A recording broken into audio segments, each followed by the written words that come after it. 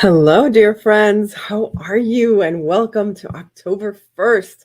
And welcome to my channel. If this is your first time here, and I'm sure there's many who have never seen me live, and many others who were used to seeing me live every night last year. I want to welcome you all with the same big enthusiasm. And let me shut off the music here. There we go. And yeah, or do you like the music? I can have it in the background. That's fine. Okay, well, I'll have it in the background. And a DIY Dabster. So if you had never seen me live before, welcome. Thank you so much. I have many new subscribers in the last, I don't know, 8 months, 9 months since I stopped going live. So thank you so much for being here. Can you guys hear me okay? I forgot I have to use this mic. Can you hear me okay? Yep. Okay, cool. And so let's get the night started. And I will introduce you to my lovely co-host, my co-ghost. God. Are we going to start with these already? Yes. Let's go with the Halloween puns, shall we? So let me talk to you about this magical lady, Lern the Conjurer. We happen to meet through another wonderful magical lady, that crafting lady. She's Cindy, sweet friend of mine. And she was part of a collaboration with Cindy. And I just fell in love with her. I watched her and I'm like, oh my gosh, she tells spooky stories and creates art. What else do you want? What else could you possibly want? Right? Right, people? And so like I said, I fell in love with her. I said, oh, this is a kindred spirit. We must meet. We must collaborate. We must talk. And we actually started going live every 31st of the month when this year started. And then things kind of changed. But here we are, back in the thick of it. The one, the only, the lovely Lern the Conjurer. Yay! Hi, everyone. Happy October 1st. Happy October 1st. It's the spooky season. It's the best time of the year, in my personal opinion. Yes. It's, I always call it the gateway. It's the gateway holiday because all the wonderful holidays start with Halloween. Totally agree. And I mean, it's one of those holidays that you don't have to do a lot of preparing for because there's not a lot of pressure and you can have as much fun or as much minimal Halloween fun as you want. Yes, exactly. Hi, everyone. I'm posting everybody's hellos here as we get started. Oh my gosh, look at that. Lizzie, I owe you a package. Oh, Mimi Makes. Hi, Mimi Makes. Hi. Hi, Robin. Hi, Kimberly. Oh, nice from West Virginia. Lee, Michelle, watching from Mobile, Alabama. Nice. Where's everybody watching us from? Linda. Cheryl, I'm trying to make sure I got everybody in here. We got a lot of people watching us. Ooh, look at Melissa's here. Connie's here. Melissa. How are you? Hi, beautiful witch. Thank you so much. Oh my gosh, you guys, you don't know how much I missed seeing you guys, being live. It's been, oh my goodness, the Crafting Cousins. I'm going live with Trish tomorrow at 11 Oh, heck yeah. We're going to be doing pumpkins. We're going with the pumpkins. Gotta love it. So funny. Love the hat. Thank you. I made it. Check it out. Where you can see, hi, Trisha. Everybody's saying hi to each other. Oh, look who's here. Danielita. Nice to see you. Lola. Because she was Lola. Da-da-da-da-da. Oh, cool. Wait, Nana. Nana's here from New Jersey. We have missed you too. I have missed you so very much. You have no idea. It's been rough. We definitely missed you, Annie. And you look fabulous. Look at you in your little dungeon there. Looks like a little dungeon. Amazing what a fireplace will turn into when you throw some Halloween decor on it, right? Well, it's Halloween decor, it's lighting, it's everything. So Arkansas. Look at that, DIY Dabsters from Arkansas. There's a lot of new people here. This is wonderful. Yeah. So guys, if you have never met Lern before, she has an up and coming channel. Again, like I told you, she will do she'll do like a mermaid craft, but then she'll tell you the dark side of mermaids because everybody thinks they're all nice and sweet. They are not. They're evil, vicious killers, right? You taught us that. A very accurate sum up. And I also love it because the last time you and I were together live, we did talk about that. Yes. And because Annie, some of you might remember, Annie did a fantastic DIY that was mermaid themed. And it was just the inspiration I needed to be like, did you know that there is a lot of spooky stuff with mermaids and sirens, which is a whole other world entirely. But I'm just so happy to be back here with you. It's been so long, and I've so missed our lives together, and I am so excited to get into the spookiest time of year with you, my spooky witch sister. Oh, look at this. Lern. Danielita says, Lern looks like there's a glowing cauldron in front of you. See how perfect? She was all worried because the lighting was from below. It's like, it works out perfect. Quite afraid. I'm very happy that you all approve. No, you look wonderful. So Thanks. What are you going to be doing today? Because I still have no idea what the heck I'm doing. We're going to be crafting and chatting. Crafting and chatting. Listen, I think one of the most best things about Halloween is that when you craft for it, you could literally make whatever you want. As long as you throw some kind of a spooky aspect to it, it works. So you figure out whatever you want. And in the end, I'm sure it's going to be fabulous. Me, my most recent collaboration, I did a boo box with a few of our friends that are in the chat. Yes, I saw that. I had Melissa Makes It DIY. She was the person I sent my package to, and I still feel really bad about sending all that glitter. I have learned my lesson. But I started a box and created my very first wreath from all the stuff that I got from Devin's channel, Freckled Mom. Ooh. And she did a fabulous box, and all the stuff she gave me, I was really inspired to make a wreath. I'd never made a wreath before. And I think that my very first one was actually not that bad. So I have this, this star shape that I think would look really nice as a base for a wreath.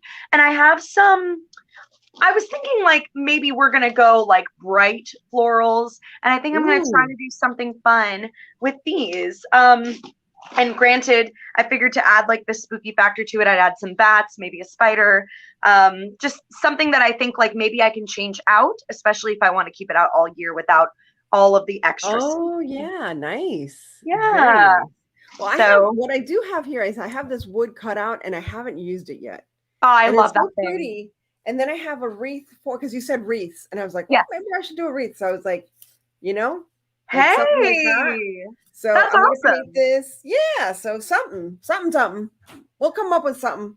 But the most one we're going to have is that we're going to be chit-chatting about the history of Halloween. Now, I'm Catholic. I'm saying it right now.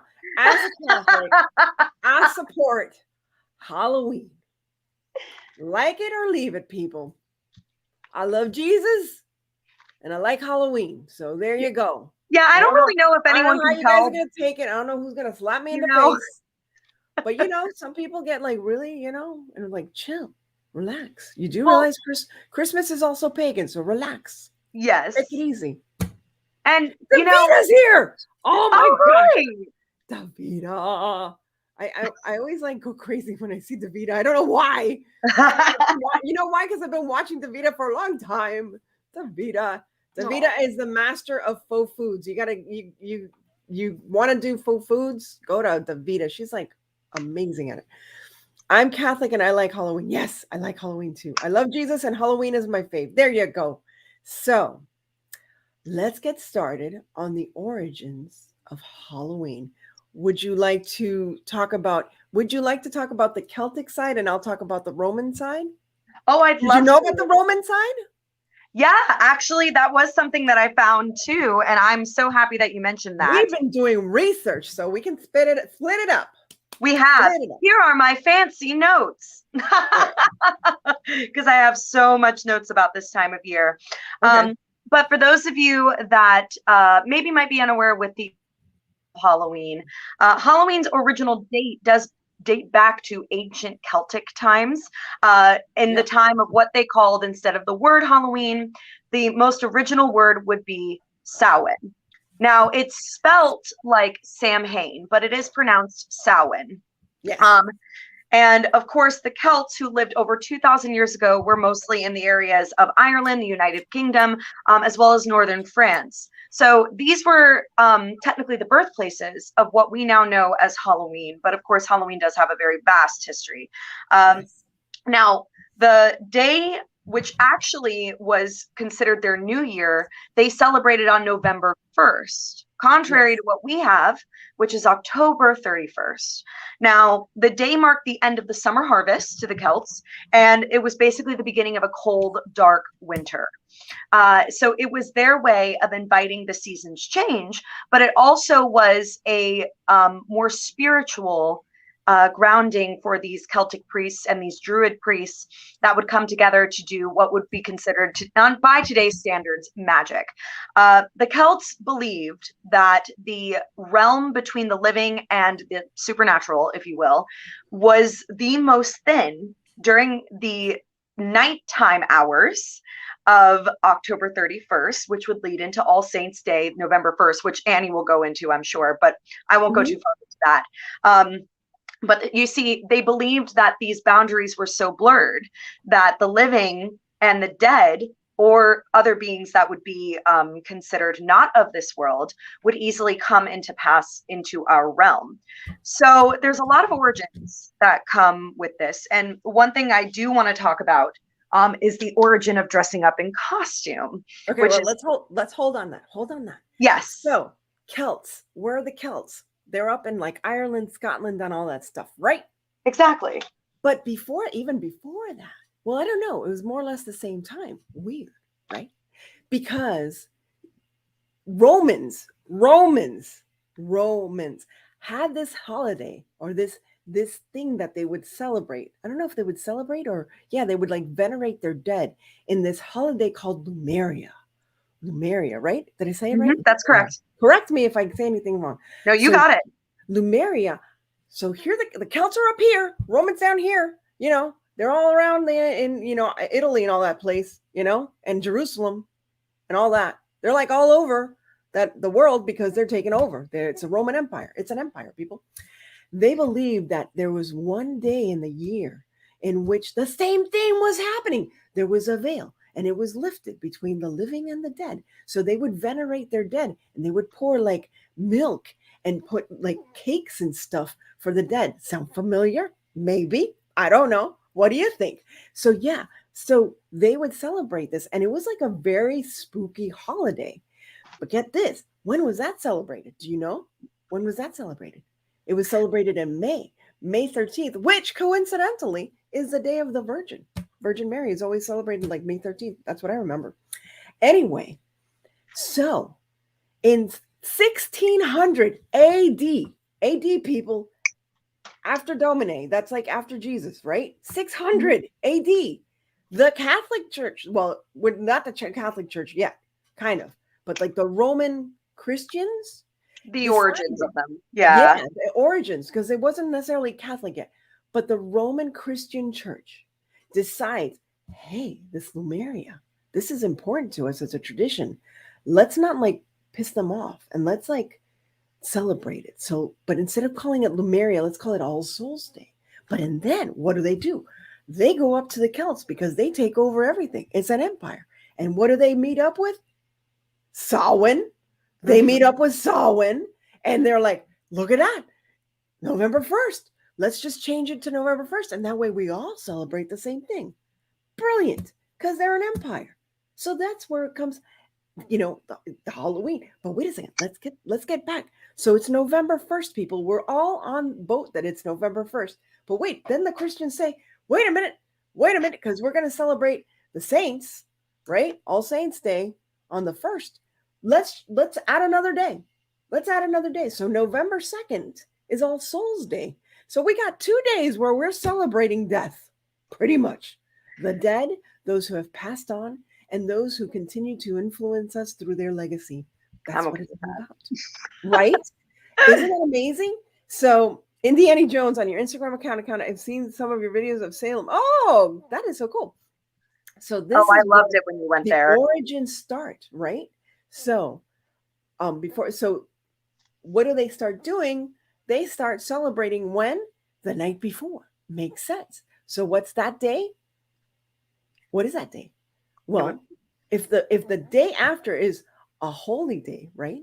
It's All Souls Day, All Hallows Eve, All Hallows Day. So the day before is what? All Hallows Eve. Guess what? Halloween. All Hallow Evening is the night before. So that's where we get Halloween, people. Does that sound evil? No. Have you heard anything evil yet? No. Okay, so now let's go into costumes. We'll talk about the little topics. Let's go into costumes. Go, go, go. No, I love it. And I love that exactly that's how the timeline crosses to each other. I just wanted to say. Yes. So as far as like Celtic and Druids, I believe a good sum up of why they considered dressing up in these costumes was sort of as a way of protection. So they thought of it as, these demons, these otherworldly beings, these beings that are not familiar with us and could potentially do harm to us are going to come to our doors. So we have to have an offering for them, but that's a whole other thing. But let's find a way to keep ourselves protected from them so that we don't seem like a huge target to be whatever your imagination could come up with, right? So, of course, the idea was, what if we found a way to disguise ourselves amongst these beings? So one of the most common traits would be these Druids and Celts would make masks. They would create their own literal costumes and disguises, if you will, to basically mask themselves away from what they considered were these beings that were wandering the night. It was something where it was kind of interesting because I think back then a lot of people could have said, I've seen a being and we have to do our best to stay away from it. But then when you really think about it, there was a sort of bravery that went with that as well. A sort of, I'm going to keep my space and dominate my living realm away from this idea. So Halloween is, when you really think about it, the origins of costume dressing up is very much a powerful thing for a human soul to basically manage to get themselves away from these otherworldly beings. So I always thought that that was the most interesting part. Coincidentally, I think it was described to me similarly in Catholic school as well, Annie. I'm sure you could probably expand upon that, right? Well, and I wanted to add another part of the whole pagan tradition was they would, because they were celebrating the harvest and stuff, sometimes they would dress up like animals. They would dress up as, a deer or this or that. They would dress up as different creatures.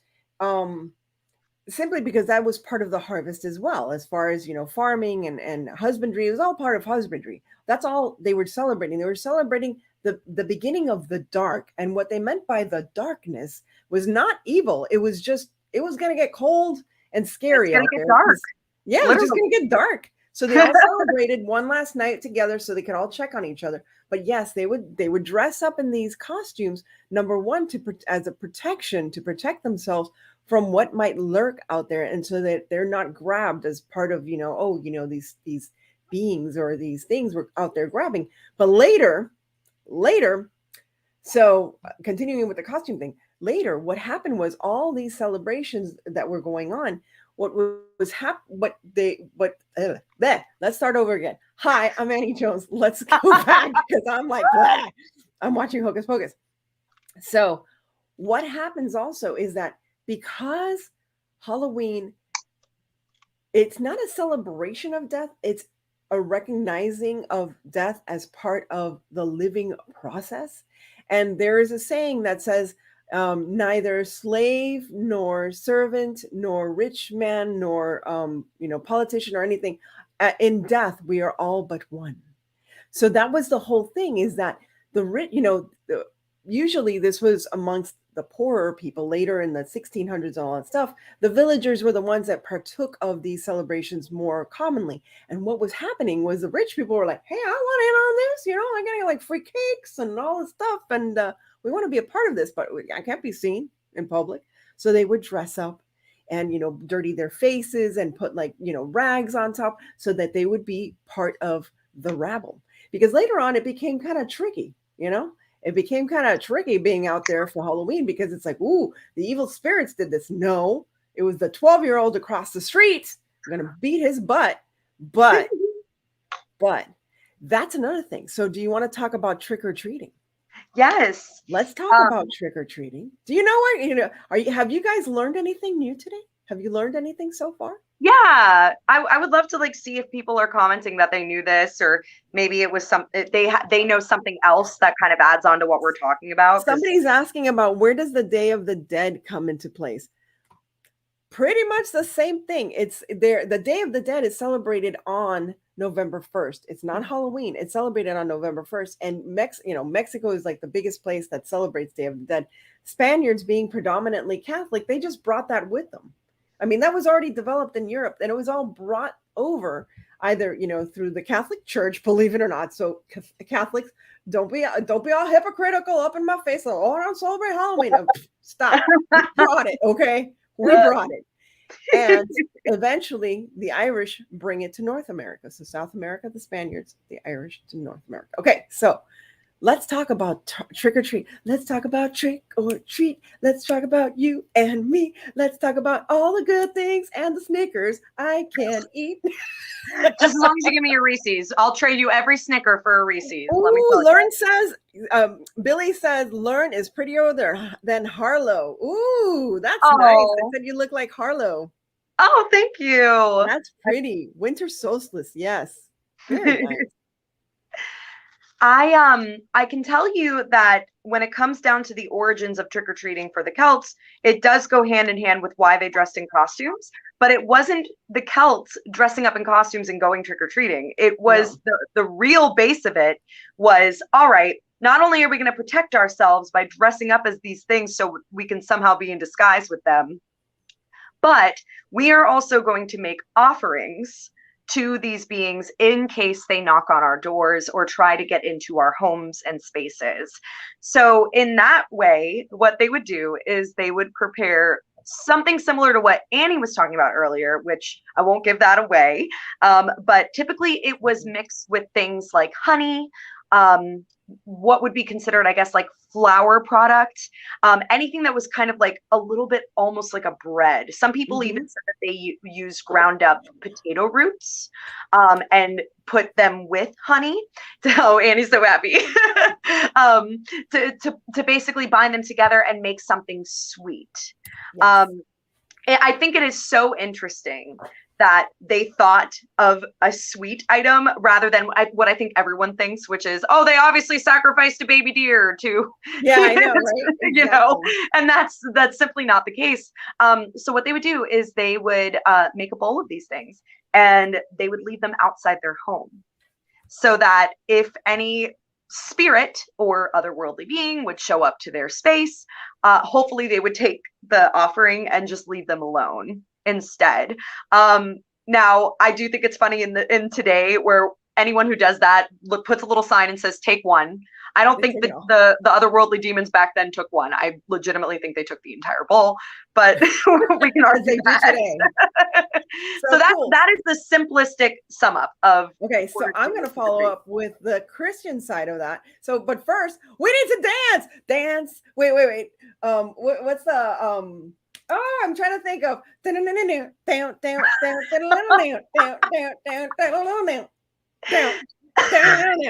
I've missed your energy so much. It's Mr. Pumpkins. It's Mr. What was his name? Mr. Pumpkins.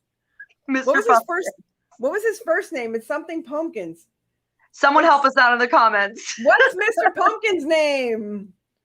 I loved him from Saturday Night Live. So thank you. Teresa has just provided $4.99 so that I can buy myself more Snickers for this Halloween. Yay! Okay. Love that for you. So she got I love this because it's like, we didn't plan this, but we're doing it exactly like perfect because she's doing the Celtic side and she's doing like the pagan side. I'm going to do the Christian side. So Christianity, what happens, especially for Catholics? What happens when you die? Do you go straight to heaven? No, because I don't know, other people do, but no, we got to go through the airport or something. We got to wait for, I don't know how long until our flight comes in. Go through heaven TSA. It's a place called purgatory. So purgatory is where souls would go to wait to be cleansed or whatever to get back, to get into heaven, right? But how do you get a soul out of purgatory? How do you get a soul out of purgatory? Do you know? You pray. Yeah. You got to pray. A lot of pray. So what happened was during this time, because the veil between life and death was so thin, on that day, on Hallows Eve, people would go out, the poor children would go out and they would go and do what is called souling. You know about this, right? Oh, Of course yes. you do. Of course you Oh, do. yeah. They go out souling. So what they would do is they would go from door to door and they would ask if there was any way that, if there was anybody to pray for. And they would say, yes, in the household, we have this person that died this year, blah, blah, blah. And as a thanks, they would give them a little cake. And it was the same thing. It was a bread kind of thing with raisins and honey. And it was just something sweet to keep them, through the night, through the dark night. And they were called soul cakes. So back then, when somebody would knock on your door, they wouldn't say trick or treat. They would say, may I pray for you? Isn't that nice? Isn't that nice to know that trick or treating was actually started by people that would go out and pray? So you people who were like, I don't want to do Halloween, I don't know. Look, go knock on the door and say, hi, have you had a lost, have you lost someone today? Have you lost someone this year? May we pray for them? Isn't that a nice tradition? I think that's a beautiful tradition. So if you feel uncomfortable because of your, Christian background, maybe that's what you should add to the tradition of Halloween. I think it's a beautiful idea. Just the fact that a neighbor would come by and ask me if someone's passed. And of course, you guys know that, yes, and that they would offer to pray, that they would take a moment to pray for that loved one. What a beautiful thing. And I would give them a whole cake for that. Whole cake, not a little cake, a whole cake. So that's where trick-or-treating comes from. Hey, Connie, how you doing? Okay, Roadful.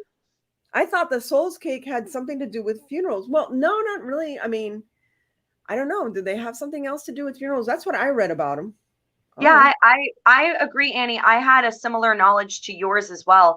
The funny thing is, and we did our homework, people. We do our homework in this channel. We definitely do.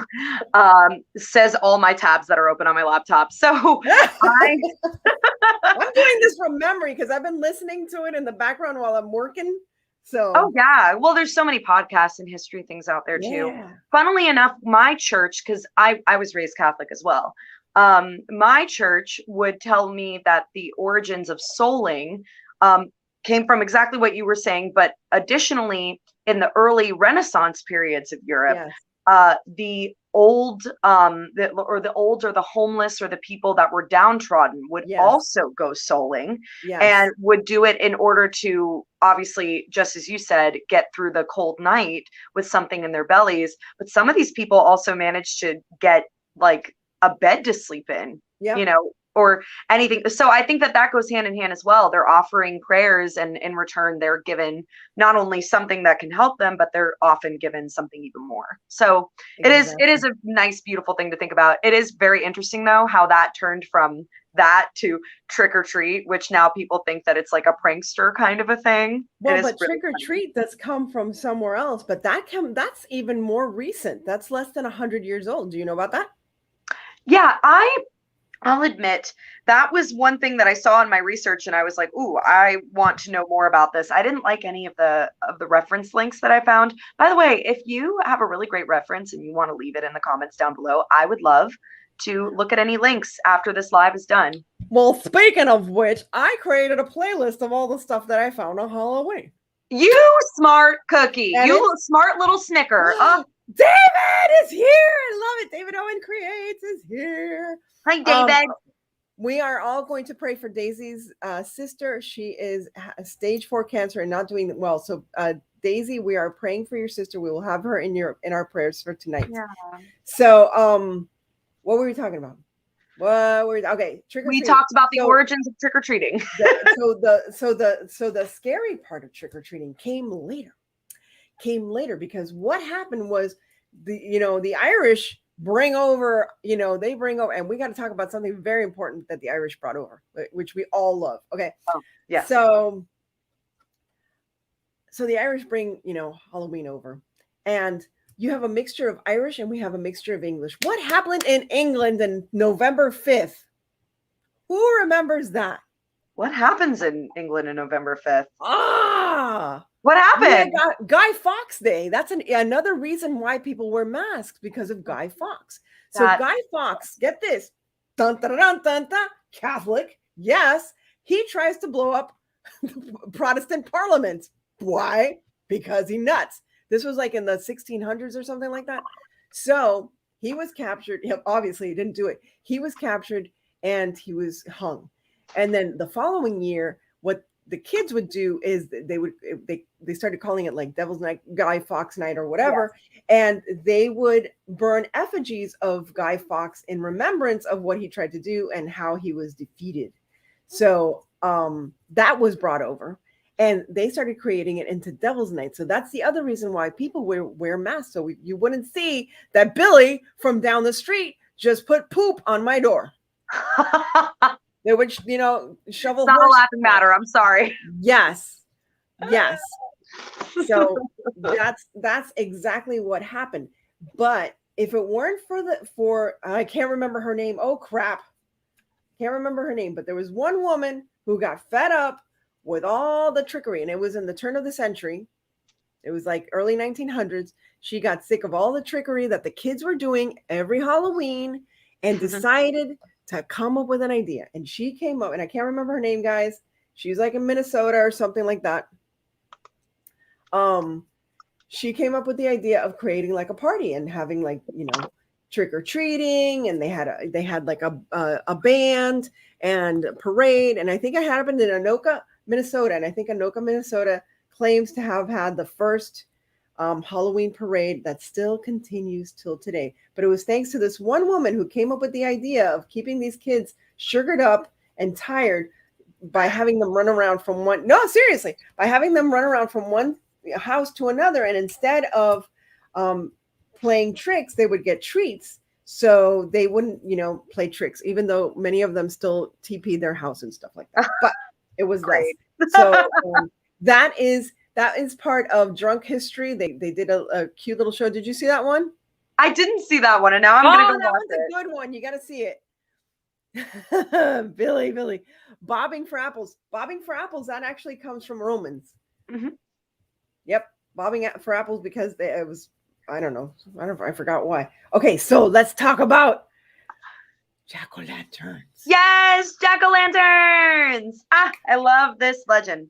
So thank the Irish for your damn pumpkin spice, people, because it could have been turnip spice and it's not as good. So go ahead. No, not as celebrated at all. And I mean, if anyone here has actually eaten a pumpkin, you would realize that it doesn't taste like pumpkin spice, but that's neither here nor there. And we're not here to attack pumpkins this evening. By the way, did you know that a pumpkin is a fruit? I sure do. Because it has seeds inside, just like an apple. Yep. There you go, people. It is not a vegetable. It is a fruit. I have been teaching children about Halloween this entire month. So that is one of the facts I love teaching kids. Lovely. Okay, go ahead. All right. So I love this story. I love this story, and I will add as I feel, but go ahead. I insist, because I'm sure there's many of detail. Oh, I love it so far. That looks awesome. Yeah, keep doing what you're doing, girl. It looks amazing. Okay, so this legend does also come from the Irish, and it is the legend of the jack-o'-lantern. Irish people are fun. Not for nothing, but they're fun. They sure seem it. So far, I'm pretty on board with everything they've got going on. So I'm down. Never met a boring Irish person. Right, there you go. So this legend does come from Ireland, and it is about a man named Stingy Jack. Stingy Jack was a legend to be told that he managed to trick the devil himself. The reason why he was able to trick the devil himself was because he managed to run into the devil on his way to a pub. And he really wanted to have a drink. And the devil was like, well, I want a drink too. So naturally, Jack was like, of course, I would love to have a drink with you. So and what ended up happening was these two went into this pub. So just imagine that already. And the idea was, all of a sudden, Stingy Jack decided to live by his namesake and be stingy. He didn't want to buy his drink and the devil's drink. He didn't have enough money for that. He's stingy. So he convinces the devil himself to turn himself into a coin to spend on the drink. The devil goes, well, that makes all the world of sense. Let me do that. Take it away, Annie. I love this part. So, clever Jack You know what he does? Because he was very, very clever. And I heard two different versions. I was going to talk about the other version, but in this version, what he does is he takes the coin and instead of paying for the drink, he sticks it in his pocket. But what's in his pocket? A crucifix. So guess what? Devil's got no power because the power of Christ compels him to stay as a coin. And so Stingy Jack's like, ha ha ha, I got you in my pocket. Got devil in my pocket. And I'm not going to let you go until you promise that you're not going to take me to hell. And Devil's like, well, dang. Well, dang. I see how it is. Yeah. Hi, DIY from House and Home. I got to do something. I promise you. He goes, damn it. All right. He was good. He was good. All right. I promise I will not take you to hell with me. So poof, here comes the devil back, which is like, really? A trickster tricks the devil? Dang. Jack was pretty smart. And so, yeah, that occurred. And then what happens? Well, Jack, he's got to die. He's got to die, and he goes to the pearly gates of heaven. And the pearly gates of heaven, they check out his book, and they're like, Jack, really? No, we don't think so. No. You're unsavory. Yeah, bye-bye. And they, hey, look at you two. How you doing, Miles? Hi, Daisy. So they send him down to hell. And he goes down to hell, and the devil's like, dude, did I not promise you I wasn't going to, I live by my promises. I may be evil and stuff, but I live by my promises. I promised you. Can't go to hell. So he's like, what am I going to do? He goes, well, I guess you're going to have to walk the earth for eternity.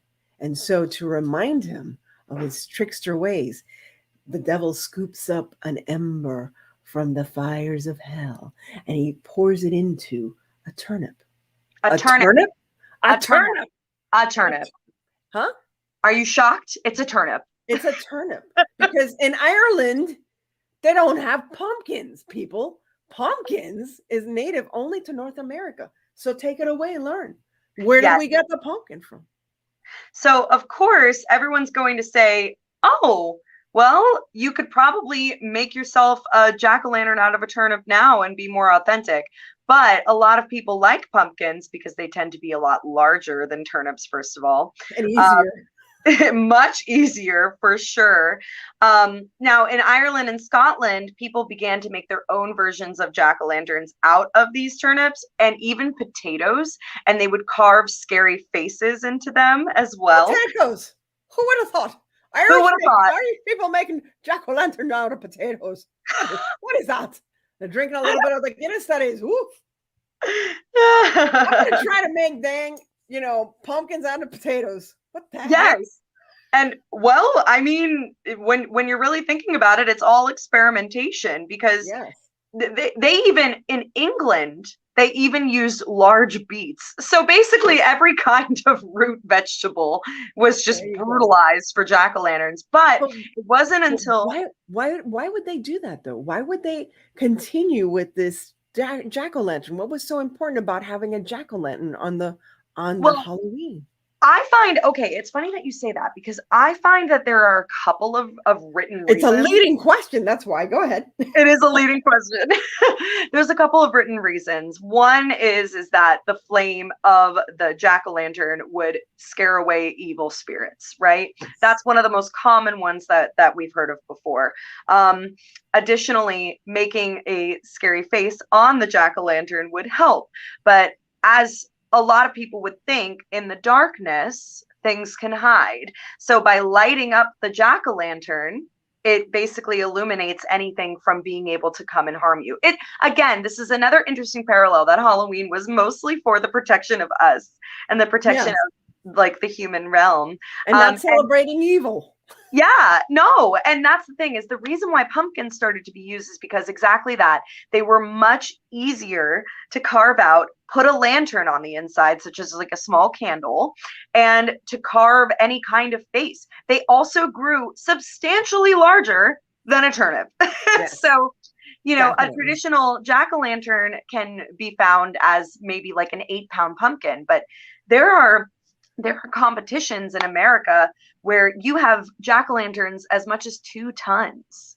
Yeah. And that is, can you imagine having that on your front lawn? I know. I had also heard that they started putting jack-o'-lanterns as well on Halloween because they wanted to show, oh, don't come here because we already have a damned, soul or something like Jack. So, don't bother us. It was kind of like, you remember when, the Jews fled from Egypt and they put the, blood of the lamb, like Passover, yes. Same thing. Same thing. Jack-o'-lantern is Passover. Hey, right there, pass over us, evil spirit, because we don't need you here. Take the pumpkin instead. It's all about parallels, really. It's all about parallels, but it's interesting about the human condition and how we want to kind of laugh at death and laugh at the fear of evil. Pretty much that's what Halloween is all about. I mean, you are, and I keep coming back to that. It's like, if you really are a Christian, I mean, Halloween kind of celebrates the fact that you can laugh at death because you believe in Christ. Yeah, pretty much. And it can't beat you. It can't beat you, and evil can't reach you either because you believe in Christ. So there you go. And if you really think about it, the tradition of current Halloween, which is more like spooky and fun. So we're talking like cobwebs and spiders and bats and, candy corns and all of these things, which that's a whole other thing. But all of these things that make, I guess, what is considered contemporary Halloween, these are for us to really enjoy it and get in the spirit of it as well. Yes. So that's the thing, is it's all about having fun now. But imagine what it would have been like to be that person in those early times where this was just a way of life.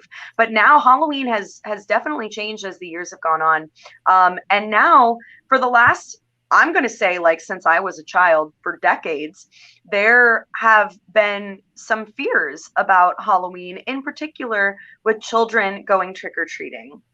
Yes, let's talk about this. Let's talk about why. Okay, number one, why people say, oh, you got to check your candy just in case it's poisoned, or they're going to put razors in apples. Okay, you guys are not going to talk about razors and apples because that was a 70s thing. Because back in the 70s, they would give us apples, people. I don't know. They wanted to keep us healthy. But there was some crazy people that would put some razors in apples. But let's talk about the poison in the candy. You want me to start? Oh, yes. If you would like to, I will definitely pick up. I can't remember the dates, but I remember that it was in, like, was it the 60s or the 70s? Early 70s? Okay, yep, so it was in the early 70s, there was a case where a young child apparently was poisoned and died from a pixie stick. Who knows about pixie sticks? It's the devil's sugar. It's the devil's sugar. It's what they give to all the little girls and, toddlers and tiaras for a reason. Yes, exactly. So pixie sticks. It was a pixie stick, and he took it, and apparently it was laced with arsenic. And there was the assumption that he was poisoned because it was from his trick-or-treat bag. However, Lern continued the sad and tragic story of this fear that started from something that had nothing to do with Halloween per se. Literally nothing to do with Halloween. No. So this gentleman's name was Ronald Clark O'Brien. Ronald Clark O'Brien went out on October 31st, 1974 with his children to go trick-or-treating. They came back at a normal time around 8:30, and of course he allowed the children to start eating their candy right after they had dinner.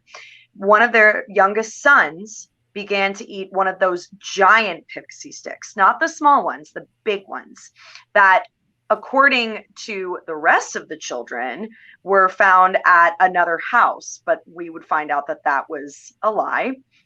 Essentially what happened was that pixie stick was actually lined and laced with cyanide. And as some of you might not know, cyanide is incredibly toxic to the human body. So essentially this child immediately ingested it and right away became violently ill, to the point where it didn't matter how fast the ambulance got there, he was pronounced dead. So this was a very tragic event to watch a child die on what is considered one of the most favorite holidays for children, especially with candy. So naturally, there was an investigation conducted where a lot of these neighbors were interviewed. The family was interviewed up and down about where they had gone for trick-or-treating, including the father, Ronald. Ronald eventually was found that he was having some money trouble. He actually wasn't able to keep a steady job, and he owed a significant amount of money to all sorts of debts. It was said that Ronald tried to do a bunch of other things to get money that was unsavory. But then when he discovered that he could take out a life insurance policy on his children as well as his wife, who died in mysterious manners, he would be His wife died? He ended up getting over $100,000 for. But wait a second, his wife died too? No, his wife didn't die, but okay. just for his young son, he would have gotten about $100,000, which in 1974, that's a lot of money. It's a lot of money now, but imagine it back then. So, of course, what ended up happening with that was before he could cash in anything, obviously investigators found out before then, he confessed and just said that he did it for money. And coincidentally, that is what would be later his title, which is Candyman, which is not the same as what some of you know mainstream now, but he was dubbed as the Candyman, or the man that murdered Halloween. So that's where the base comes from. So David Owen creates, I know it's a horrible, terrible story, but that's where that starts. So we have a question was, dressing up as some characters. Did kids dress up back in the days when they prayed for a family member? It wasn't that they necessarily dressed up. It was, it started first with, poor people, and they were dressed in rags and stuff like that. But eventually in the UK, when they would go souling or trick-or-treating, they didn't say trick-or-treat. That didn't come out until like the 1938. They would start in England and the UK, they would actually perform. They would sing and dance and stuff like that. So they would like dress up, like not necessarily in costume, but they would dress up to perform so that they would get like a soul cake. It's like, oh, wow. Not only are they going to pray, they're going to, sing for us or dress up. Kind of similar to like what else like Catholics do and Christians do. That's right. What is it? Caroling. Yeah. It came from England. And they did it for Halloween as well. They would sing and they would dance and they would perform. Now, come to the United States, early, late 1800s, what they would do is they would dress up and they would make paper mache masks, because the masks did exist before that, but they were usually homemade. When did like commercially made masks really begin? It started around the 1920s, 1930s, correct? And it was, believe it or not, the modern Halloween that we know today is thanks to greeting cards, because the images that were used, the witch, the skeletons, the jack-o'-lanterns, all of that became part of, these, and greeting cards were big for Halloween. It was just as big as Christmas. And if you look up vintage greeting cards, you will see like it started like in the late 1800s and it really got big in I think it was 1932 or 1938. Was the first time that the phrase trick or treat actually appeared. There you go. And now we have it all over signs, all over everything, all over everything. All we know is trick or treating. What else do we want to talk about? We got 10 minutes. What else do we want to talk about? Well, do you want to talk about witches, ghosts? Okay. I thought maybe you and I can share like one of our favorite Halloween memories. Ooh, okay. And I have a lot of wonderful Halloween memories. I mean, look at how I turned out. But same here. I would say one of my most fondest memories was I dressed up when I was in second grade as my favorite superhero, Sailor Moon.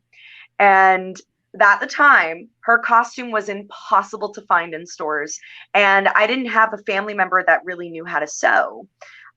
So my mother dragged me around all over every season. Now, Annie, you and I are from the same area. So like my mom drove me to Miami. She drove me to Boynton Beach. She drove me out to Weston. She drove me everywhere just to find this one costume. And this is before the internet, people, right? Is this before the internet? Far before the internet. This was 1997 when the internet was started, but no one really bought anything off of it. Yeah, it wasn't like now that it's like, oh, I need something. Amazon, oh, it's not here yet. Oh, you get it in 3 hours. Right. Like crazy where we've gone. But my mom actually got me the costume, and I didn't know that she got me the costume. Oh, and I remember like miracle. Yeah, it was really sweet, because I remember thinking like I was really downtrodden because all I wanted to do was dress as Sailor Moon, and my mom surprised me with my costume, and it was perfect. And I remember going to school, and I got a little made fun of for it because, kids are just gonna kid. but Aw. nothing No, could kids are tear me evil. down.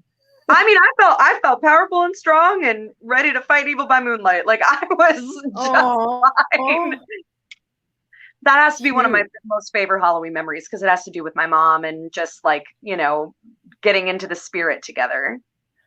Well, I have to say, like, all of my costumes when I was little, like, were like homemade. Like, no, not all of them. I had a couple of those plastic ones. Do you guys remember the plastic, you people from the 70s, where we had like the plastic, the plastic thing, and then the mask that like made you just die because it was horrible. I love seeing those pictures. Those were all like toxic things I would wear. But one of the things I loved was I was raised in New York, in New York City. So I was in the Queens boroughs, and it's just that memory of, the kids would go trick-or-treating right around 4 or 5 o'clock, like right after school. And, then there were still people at home, like mom was still at home, and you would go trick-or-treating, especially in New York. You would go trick-or-treating as quickly as possible after getting home from school. And usually we would go in costume to school back then. And you would go out and you would start trick-or-treating everywhere you could, because like, when dusk came, it was so funny because you would go as far as you possibly could walk. And then all of a sudden the sun started like setting, and it was like, run! We all had to run home because we were as far as we possibly could get to get all the candy we could possibly get. And we're running in these like plastic masks and these plastic things, running and running and running, because then it was like, that's when mischief night would start and all the teenagers would come out and TP. And if you were a little kid, your candy was gone, like gone. No, yes. Not that. Yes. It was so much, but it was fun because it was like, you knew that was going to happen and you still would go as far as you possibly can. And of course, in our neighborhood, we had that house. We had that house. Oh, yeah. House on the hill that it was like the crotchety old man lives there, and he's like, get off my lawn. And you would be like, oh, we got to go to the old man and knock on his door. He's going to give us the apple with it. We all went, even though we knew he was probably going to throw an apple at us and probably had a razor or some crap in it. But we still had to go because that was the whole thing. Is like, go knock on the door. No, I'm not going to knock. Go knock on the door. I'll give you 3 Snickers bar. Go knock. Okay, I'm going to go knock on the door. You go up and you're like, and you go knock, knock, knock, and then you would run like a maniac, screaming. And the poor man came out. He probably came out and he had a bowl and stuff. And, damn kids, get off my lawn, because we were like, knocking and leaving because we were scared shitless of the poor man. Kind of like in Home Alone. I totally related to this. So I remember that was just so much fun. And the minute the street lights were coming on, that was like our death sentence. We had to run. It's like the bell tolls and you just have to go. It was just so fun. And that's what I remember, is just running like madcap lunatics in the street. Mind you, my brother was a teenager. So, it was like, he would always tell me, because you better get home because I'm not going to protect you. I'm as scared of them as you are. So, and it's funny because, my mom and my dad and, my whole family, they came from Cuba. And I was the first one born here in the United States, right? But my mom, I'm not going to get verklempt. I'm just going to celebrate the fact that she was such a beautiful part of my life. And she really loved Halloween, and she got into it, and she would decorate. And oh gosh, you guys miss those the plastic popcorn decorations. Yes, the garlands. Oh my gosh, you remember that? Oh, no, not that. The plastic popcorn. You know what I'm talking about? Yes, I do. That stuff. And they would melt it together, and it had the witch with the moon. Everybody had the same decorations because there wasn't that much. It was like the same damn decorations from one house to the other.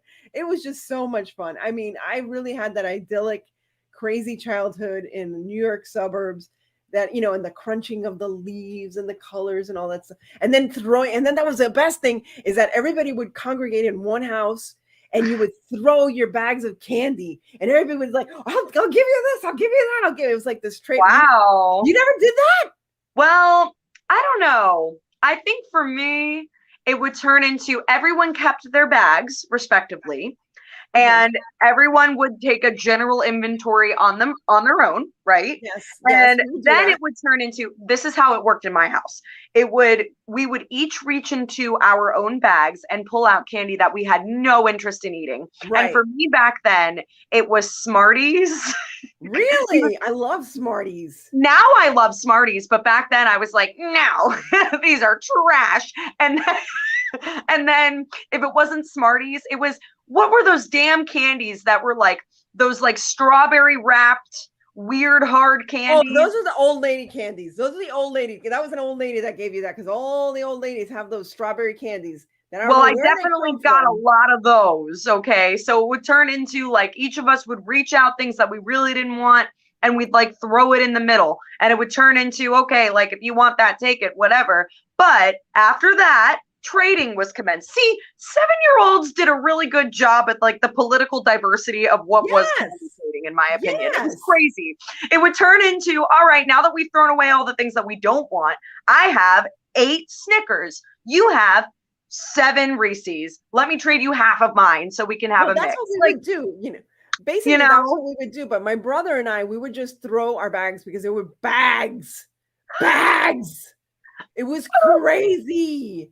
Man, I'm jealous. It was like our pillowcase covers. Remember, you would take the pillowcase covers. I sure did. Because you started with the pail, right? Like you started with the little jack-o'-lantern pail, because that's what I always. You got a kitty back there, little. I do. That's my kitty Dita. She always likes to spooky kitty. Now because she has attention, she's like, no, I'm going away. She's come in a few of my videos because she does that too. Oh, so cute. Yeah, I've got a zoo in here. I'm thinking of one day making a video of all my reptiles, for those of you that might not be afraid of reptiles, but we'll get there. I figured in time for spooky season, some people might want to see them. But yeah, so I definitely had a really great time when it came down to getting trick-or-treating candies, but it was a diplomatic reserve for when we were getting candy to each other. Yeah. And it was like, oh man, and some people would get money and some people would get, I mean, we would do that. But I remember my brother and I, we would throw everything on our bed and it was just like, like as if it was like $1 million and we'd be like, candy. I don't know, those weird things my brother and I used to do. And then we would pick out like ones we didn't want. And then when our friends would come over, then we would sit down. I still love candy corn. I love candy corn. I love candy corn too. But I like the candy corn pumpkins. Right. The candy corn pumpkins are the autumn mix with the chocolate. So good. Too. But I eat them. But see, you got to mix your candy corn. This is how you don't get sick, people. You got to put some peanuts in it, some cashews, something salty. That's how I eat my candy break corn. It up so that you're not just eating candy. That's the best thing. Pretzels and candy. Guys, next time you buy a bag of pretzels and a bag of candy corn, mix them together. Watch Hocus Pocus. You'll thank me later. Or even better. Oh, have you ever had popcorn with candy corn? Oh yeah, with the chocolate drizzle in it. That's so good. I love it all. So good. Favorite is Reese's. My craft. Oh, look how cute! That is very cute. You did finish it. Well, I'm almost there, so I'm gonna do the Happy Halloween in white because I'm trying to do everything in black, white, and orange. So I there love you have it. Isn't that cute? I like this. Thank you so much, Teresa. Teresa B DIY. She's the one that sent me this. So. Thank you so much. What is happening on your channel so we can come and visit? What's going on for the spooky season? It's all spooky stuff, of course. Nothing's changed as far as that, but I am doing a lot of specialty things. I have a very special episode of my subreddit horrors that are coming up where I'm reading a subscriber story that is truly creepy, truly very creepy. I think people would love it. And it's from a channel who I really admire. I've collabed with him before. His name is Lakota. He's from MYR Mediums, a great art channel.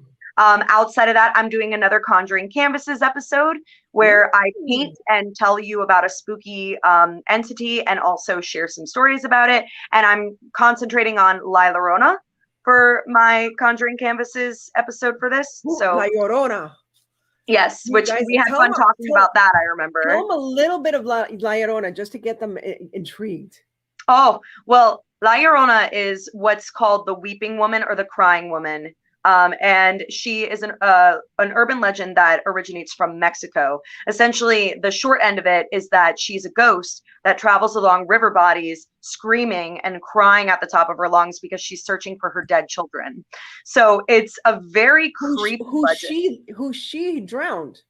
Yes, and she drowned. So that's the whole thing. The reason why she's going around the river bends is some people say she drowned, some people say she drowned her children. Yes. So there's a lot of different origins on it. I really admire the origin, and I can tell you a lot of people who are from Mexico believe that this is a true story. And I actually have a friend who has a La Llorona story that I look forward to sharing. And somebody's asking about Baba Yaga. Oh yeah. Oh my gosh. I considered covering that, but I have to think. Is that the Japanese there's so many one? things I want to cover. Is that the Japanese one? That is actually the if it's not Japanese, it's Thailand. It is definitely Asian. Is it the one with the head? Yes. Yes, with the long, like, you know, oh my God. Oh, whole thing. But I have so many things that I want to cover. But I'll just tell you those two things because I'm very excited for them, and they'll be the newest things that are coming to my channel. I also am officially, as of today, I've been on YouTube for an entire year. So yay! What a perfect day to start YouTube. I know. That's I know. awesome. I had such a great time with it. So I'm just so stoked. And you have been one of my most favorite friends that I've met on this platform. Truly. I mean, I think a lot of people can say this in the comments and say this to you all the time, but you truly are someone who not only is incredibly giving and is so inspirational to just watch, but your energy is just so incredibly lovely and so genuine. And I'm so grateful that you like me. Like, I love you. I check on your channel and I watch your stuff, and many times I don't comment because I watch it on TV. And I watch it under I have two separate accounts. I have the account that I have on my computer and the account that I have on my TV. So I watch you many, many times, but I don't comment because you can't comment while you're on TV. But I enjoy watching on TV because I can see what you're doing bigger, on the big TV and eat my breakfast and stuff like that. But I watch Lern, and from the minute I watched her, I'm like, how does she not have like 10,000 subscribers? Because this is amazing. I love it. I'm literally grateful for all of them that I have. I believe right now I'm about 250, and I cannot believe that 250 people out there actually like me enough to want to watch me. And I'm very grateful. But that being said, like, I'm so happy that your channel has like significantly grown since you and I started meeting with one another. And I mean, it's so well deserved. And thank you. To know that we get to do stuff like this together, and you also continue to do things like this with other crafters, it is so awesome to be a part of. I mean, I have to tell you guys, I mean, many of you may not know, I had the passing of my mom in July. And up until then, I was, full force and all that stuff. And I had to take time off for myself, obviously. And I've continued crafting and being part of playlists and stuff. And that's helped me because it's in these quiet, because I honestly, like now I craft in this little room and it's quiet here, and I can hear Luke across the way. He's across the hallway from me. We talk and stuff like that sometimes. But, crafting has helped me so much get through some tough times in my life. And then I stopped going live because I just couldn't get myself to this energy again. So I have to thank you because I work off of your energy as well. And, the reason I was so up, and because I love this topic about Halloween. And I remember my mom, and this is another memory I have to share with you guys because, of my mom passing. But she used to love sitting out on the front door here at my house. She would come here. She would bring dinner sometimes. We would have dinner here. And sometimes she would stay the night. But she would let me dress her up. I would put cat ears on. I would find whatever, scarves, whatever I would find. And I would dress her up, or, she would always, look all, because she always liked to look really spiffy. And she was just hilarious because I had these things that would go off like, screams and this and that. And I would give her the remote, and she was just awful. Like, little kids would come up and then she would like press the remote and scream, and the kids would scream, and she would laugh. And she would just have such a ball watching everybody. And it's going to mean she's going to be with me because I'm going to be sitting on the front stoop now. Now I'm going to be, because I would walk with the kids, but now I'll be sitting in the front stoop waiting for all the kids and doing the same thing. So, Mommy, know that you're still with me here. I love you. I miss you. But I'm so happy to know that you've given me such a happy life, and that I can share this happiness, this joy through this medium with all of you. So I can't thank all of you enough for sticking by me through those quiet moments, those quiet months. And I am going to continue going live from now on. I'm going to be live next week with Jerry, the happy hoarder, because have you met Jerry, Lern? I have heard about Jerry, and I want to meet Jerry, and I'm excited to tune into your live. Yes, she is the Dr. Frankenstein of dolls. Love. She has this way of putting dolls together. I mean, you watch her, she has lives as well. And she's like, well, I got this head and I got this leg and it's like, what are you talking about? She just like puts these Frankenstein dolls together and she makes these gothic, spooky dolls that are so beautiful. And again, it's another person that has touched my heart, and we're both in our weird, wacky, strange way. We are, kindred spirits. So one of these days we can, all three of us get together. That would be fun. All three of us for Halloween. I would love that. I would love that. Fun. I am down. So that's going to be coming up. But tomorrow I'm going to be with the Crafting Cousins. I'm going to have to turn myself blonde and have a Southern accent because I'm going to be a cousin tomorrow with Trish. I'm going to stand in for Kay, and we're going to be working on pumpkins. Next week, I got 3 videos coming out. That's right, three videos. I don't know how I'm going to do them, but they're there. And the last one is going to be it. So I have Christy Creates. I'm sorry if I'm taking too much time. Christy Creates. We're going to go live. No, we're collaborating on Tuesday for Cheap. And then Wednesday, we have Antoinette and I and a bunch of other people are collaborating because we're going to celebrate. You know what Wednesday is? It's 10/6. You know what that is? 10/6. 10/6. What's 10/6? I don't know. 10/6 is the measurement of the hat on the Mad Hatter's hat. So it's Mad Hatter's Day. It's International Mad Hatter's Day. I'm mad at myself. That's awesome. So please join us and do something for the Mad Hatter. And, even if it's just, having a tea set or whatever, so it could be something small, it could be something big. I'm going to try to make something and share it with you. And then next Friday on the 8th, October 8th, if, we love you, Annie. Fun. If Devin is still here, Devin is hosting a collaboration, which is going to be Hocus Pocus themed. Love. So excited. Hocus Pocus. And today I came out with a video that was Sleepy Hollow themed, and I would read some of the excerpts from the book. And I'm thinking one of these nights I'm just going to pop up and I'm just going to start reading. Yeah. It might be an hour, might be something, but I'm going to be in spooky, surroundings with spooky background music, and I'm just going to read. I'm going to read you guys a story so you guys can curl up with your pumpkin lattes or your hot chocolates and pretend that you're little children once again and have somebody read to you. That's the most wonderful thing. So I don't know what day I'm going to do that yet. I will announce it in my community channel and I will announce it on Instagram. Please, guys, keep in touch with Lern. She's just the spookiest, sweetest girl you'll ever meet. You're more Lily Munster than Morticia, because Lily Munster was just a sweetheart. I loved Lily Munster. I also love Lily Munster. There you go. Definitely. So, as much as I love Morticia, love Morticia. Yeah. I am a lot more Lily for sure. Yeah. I thank you so much for having me, Annie. This was so fun, and it's so nice to be back here with you. Yes, and I love being back here with you. And this won't be the last time, because You know what? We got to start thinking of some spooky things that happen around Christmas time. Oh, my favorite, because that's also my birthday month. So when's your birthday? I have a lot of excitement to share on that one. When's your birthday? Sure. December 14th. It's right in the middle of the month. So typically no one has time for anything, but that also means I have more time to make videos. Yes. So but I'm here's excited. The cool thing, because there's a lot of spirits and stuff going around. And again, it comes from the Irish. Gotta love it. The whole Always Christmas delivering. Carol came about because the Irish believe that around Christmas, what is it with the Irish and ghosts?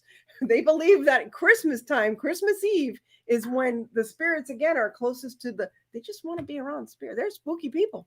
They're just hanging out. They want to enjoy, all the festivities with us. I get it. Yeah, they don't want their dead to die. They want them to hang out. So Christmas Eve, they're like, yeah, they're here too on a Christmas Eve. Let's give them some beer, and they just pour the beer. That's where the beer pouring on the dirt comes the pouring out. Yeah. Yeah, there you go. So thank you all again for watching and making my live back on the live so fun and fabulous. Thank you to all my new subscribers out there. I can't thank you enough I am so blessed. I have had so many wonderful, kind words for all the crafts that I've been coming up with. keep in touch because the crafting is still coming. We're going to have Nightmare Before Christmas here because everybody's doing Christmas already. Have you seen all these crafters doing Christmas? I'm like, come on. I have. I can't keep up. You guys are amazing. I can't keep up with any of that. I can't keep up. So there'll be some Christmas mixed in. Oh yeah, I'm doing with the Crafting Cousins. I'm going to be part of their Fab Five, and we're going to be doing Christmas stuff in the middle of October. So that's fun. Check it out. Thank you again. And as I always say, well, first, Lern has a way to say goodbye, which is very important for you spooky people out there. Go ahead, Lern. Yes. So before we say goodbye to all my ghosties and ghoulies, I'd like to remind everyone the rules of conjuring. Never play alone, never play in a graveyard, and always say goodbye. And goodbye, ghosties and ghoulies. There you go. And I always say, stay safe, be kind. God bless each and every one of you. And remember to live the adventure. Thanks for being part of my adventure tonight, and I will see you again soon. Actually, I'll see you tomorrow at 11 a.m. That's how soon I'll see you. Wow. See you guys. Bye. Bye.